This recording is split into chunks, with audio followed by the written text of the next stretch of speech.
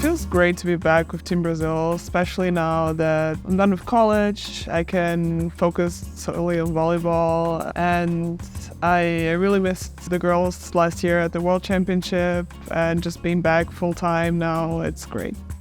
Every time I watch a final, every time I watch the team playing, like in Tokyo World Championship, and you're not able to be there, I think it's worse for me not playing the game than actually being in the game.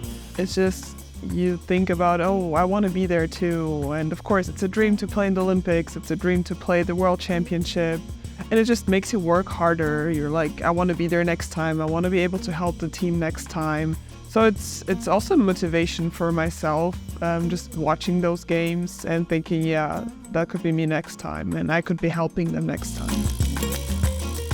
I mean, Team Japan, they're a really good team. I'm always impressed by how good they are technically, how much they practice, how much they play the game. We played the 3 scrimmages before the VNL started, and I was just amazed by how well they do every single part of the game. And I think you can learn so much from them, but it's also a really hard team to play against because the ball doesn't drop. You have to hit 3 shots instead of 1 or 2 to get the ball on the floor. And it's always a really fun but also a really difficult game against them.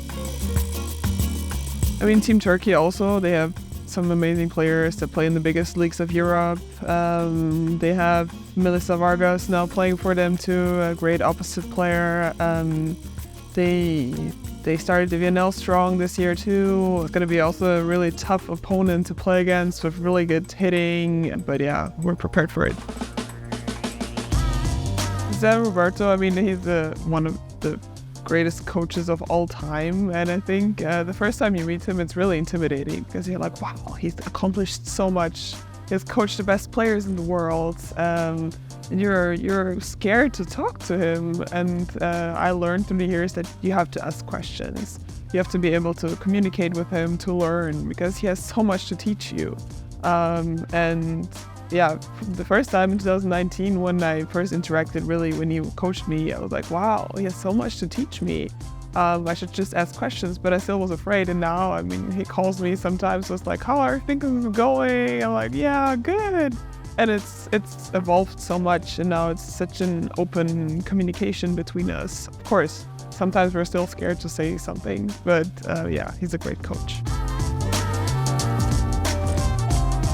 When I'm on the court, yeah, I want to remind myself that I've practiced for that moment for so long. I've dealt with so many ups and downs towards my career, and I think that's the moment to just play. To just do what I know and just play volleyball. Well, my biggest supporters for sure are my family. They've been with me since I started playing volleyball. They support me in everything I do. I mean, they were there when I decided to go to college, when I first started with the national team. They always tried to be there at my games, and I could never have done it without them. I would want to tell myself that even though it might be a hard moment now, I know I can get through it. I just have to push through it. I have to maybe talk to people, trust myself, and take a deep breath and just maybe start from zero again.